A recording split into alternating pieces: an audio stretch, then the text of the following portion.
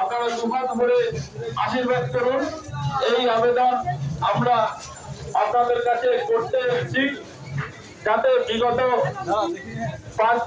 5 বছর যেরকম ওনাকে আমরা বিধায়ক হিসাবে পেয়েছি, আগামী 5 বছরেও যাতে ওনাকে আমরা পুনরায় বিধায়ক হিসাবে পাই।